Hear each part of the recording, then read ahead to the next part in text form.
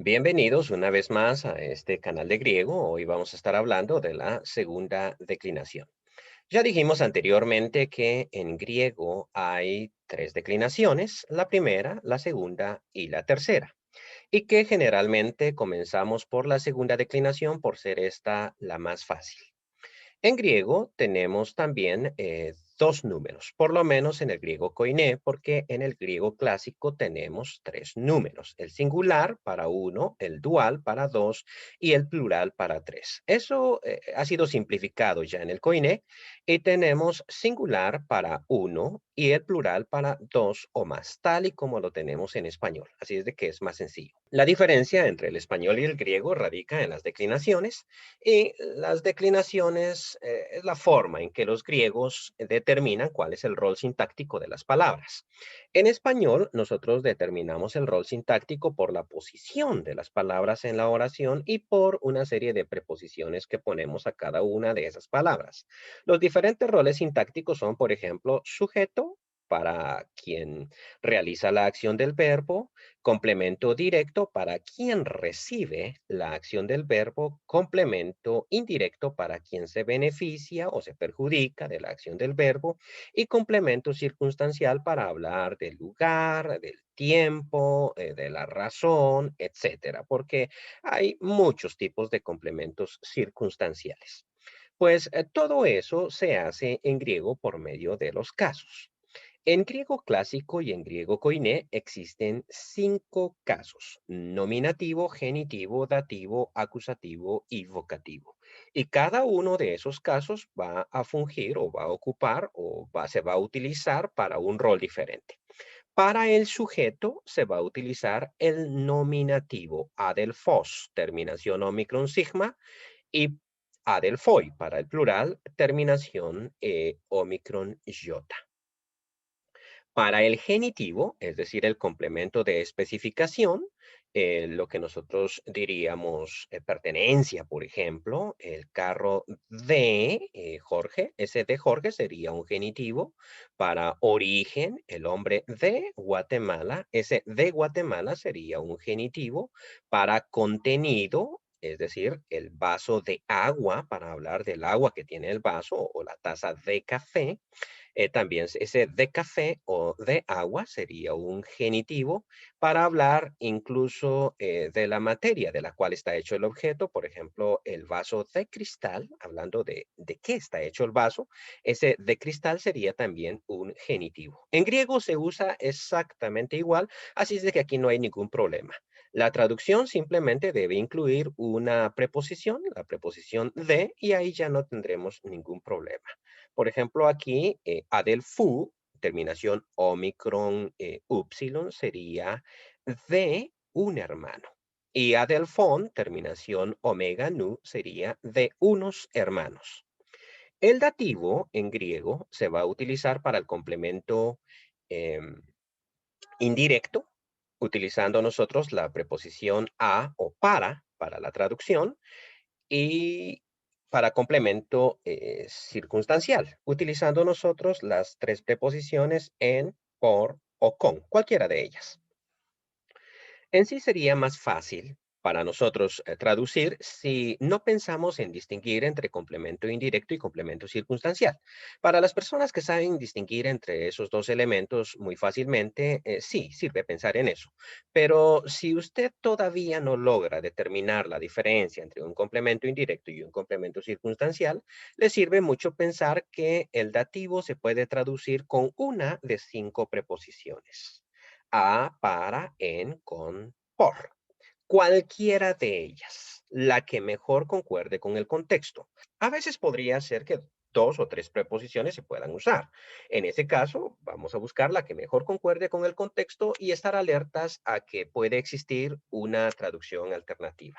En este caso, adelfo con omega y iota suscrita, tiene que tener esta terminación, puede ser traducido a un hermano, para un hermano, con un hermano, por un hermano o en un hermano. Y cuando tenemos el plural adelphois, puede ser traducido, terminación omicron iota sigma, puede ser traducido como a unos hermanos, para unos hermanos, con unos hermanos, por unos hermanos o en unos hermanos. La preposición la vamos a agregar en la traducción y está incluida en la desinencia de la palabra, es decir, en esta pequeña terminación está incluida la preposición. El acusativo se utiliza para el complemento directo.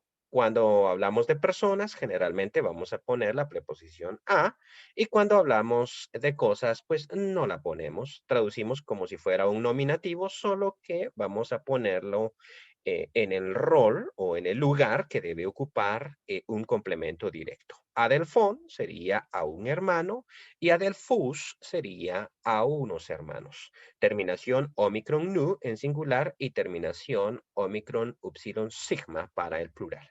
La función del vocativo no es tanto una función sintáctica dentro de la oración, porque no lo es. Es como si estuviera fuera realmente de la oración. Se utiliza para llamar la atención, para cuando yo quiero dirigirme a una persona. Cuando yo le digo, Señor, ¿podría indicarme dónde estoy? Ese Señor es un vocativo. En este caso, hermano. Hermano, ayúdeme. Hermano, no puedo entender esto. Hermano, ¿dónde estoy? Hermano, tengo una pregunta. Hermano, ya encontré la respuesta. Ese hermano no es parte de la oración y por lo tanto no funge tanto un rol sintáctico, sino que es más para llamar la atención, para invocar a alguien y de ahí viene la palabra vocativo, o sea, es como un invocativo. Lo hacemos todo el tiempo en nuestras oraciones a Dios. Señor, ayúdame. Señor, guíame. Son vocativos o lo hacemos todo el tiempo cuando predicamos también a una serie de hermanos. Amados hermanos, seamos como Cristo. Ese, amados hermanos, es un vocativo y como tal aparece muchas veces en el Nuevo Testamento. Un elemento a notar en este cuadro, y de hecho tenemos que memorizar este cuadro, es que en el singular todas las terminaciones son diferentes para cada uno de los casos. Sin embargo, en plural, la terminación del nominativo y la terminación del vocativo van a ser iguales, siempre iguales. Esto va a ser verdad en la primera declinación y va a ser verdad en la tercera declinación.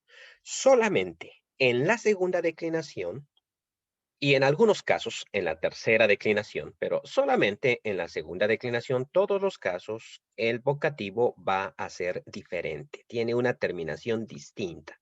En este caso, adelfe, ¿no? Esta terminación de epsilon es única de la segunda declinación. Claro, en la primera declinación, el nominativo y el vocativo van a ser iguales, y en la tercera declinación, la mayoría de los casos van a ser iguales. Hay unos pocos casos en que no se cumple este principio, pero eso ya lo veremos más adelante. A continuación, presento el cuadro de los neutros y aquí no voy a explicar en qué consiste cada uno de los casos porque acabamos de hacerlo. Simplemente notar un par de cositas. Los neutros van a tener igual el nominativo, el acusativo y el vocativo. Si nos fijamos, son idénticos. No hay diferencia entre ellos, tanto en singular como en plural. Son iguales. Entonces, el contexto nos va a indicar si estamos ante un vocativo, ante un acusativo o ante un nominativo. La mayoría de las veces no va a haber confusión. Va a haber una manera de identificar si es acusativo, vocativo o nominativo. En algunos casos muy raros en el Nuevo Testamento, vamos a estar confundidos. Estos son los casos en que la Biblia dice en nota a pie de página, otra posible traducción sería, porque no estamos seguros cuál es el sujeto y cuál es el complemento directo en este caso, pero en la mayoría de los casos siempre vamos a saber. Entonces, los neutros siempre en cuestión de nominativo, acusativo y vocativo van a ser una sola forma. En el caso del singular, omicron nu, y en el caso del plural, terminación en alfa. que sería plural, ¿no? Es un poquito raro para nosotros porque esperamos una terminación en S para los plurales, pero en este caso Dora puede ser nominativo, acusativo, vocativo y es plural, es decir, unos regalos. El genitivo y el dativo se van a declinar de manera idéntica al masculino. Es igualito. Nada más el acusativo y el vocativo y el nominativo cambian. O sea, su forma singular y su forma plural son diferentes. Una cosita extra que necesitamos recordar, ya la hemos enseñado también, es que los nominativos plurales neutros, como en este caso Dora, van a tomar un verbo en singular. O sea, siempre que miremos Dora y sea sujeto, o sea, nominativo, el verbo va a estar en singular. Es una rareza del griego, rareza para nosotros, para ellos era esto muy común y corriente, pero para nosotros es un poquito extraño tener un sujeto en plural y un verbo en singular, pero eso va a pasar todo el tiempo en el Nuevo Testamento. Termino este video explicando algunos aspectos de acento. Veamos el caso de los masculinos. Adelphos, en su forma nominativa, está con acento agudo. Sin embargo, por estar este acento en la última sílaba, a la hora de hacer el genitivo adelphú, se convierte en circunflejo. Siempre va a pasar eso, todo el tiempo. Y en el dativo se convierte también en circunflejo. En el acusativo vuelve a ser agudo y en el vocativo vuelve a ser agudo. Recordemos que este agudo se vuelve grave cuando a continuación sigue alguna otra palabra, cualquiera que ésta sea. Solo permanece siendo agudo cuando a continuación existe un signo de puntuación, sea este coma o punto.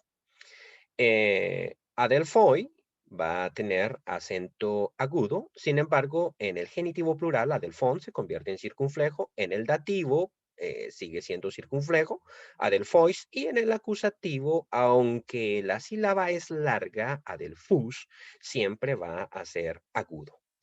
En el caso de que el acento sea circunflejo sobre la penúltima sílaba, como es el caso de Doron, este acento se cambia en agudo cuando la sílaba final es larga. Recordemos que el acento circunflejo puede ser circunflejo, estar sobre la última sílaba, sobre la penúltima, puede estar sobre la última cuando esta es una sílaba larga y puede estar sobre la penúltima cuando la última es breve. No puede ser larga. En el caso del genitivo, puesto que la última sílaba, u, es larga, pues es un diptongo, entonces el acento circunflejo no puede estar sobre la penúltima, en este caso no se mueve, simplemente se cambia en agudo. Eso es lo mismo que pasa con el dativo, doru, por eso es que es un acento agudo. Y claro, con el acusativo doron, ya que la sílaba final es breve, vuelve a su estado normal, circunflejo. Lo mismo pasa con el vocativo, en el caso del genitivo plural, puesto que la última sílaba tiene una omega, es larga esta sílaba y por lo tanto tenemos que cambiar ese acento circunflejo original en un agudo. Lo mismo va a pasar con el dativo y luego en el acusativo y vocativo plural vuelven a su estado normal. Pues bien, esto es todo. Si les ha gustado el video, no olviden darle un like para que otras personas también puedan verlo. Mi nombre es Elvi Monterroso y muchas gracias por su atención.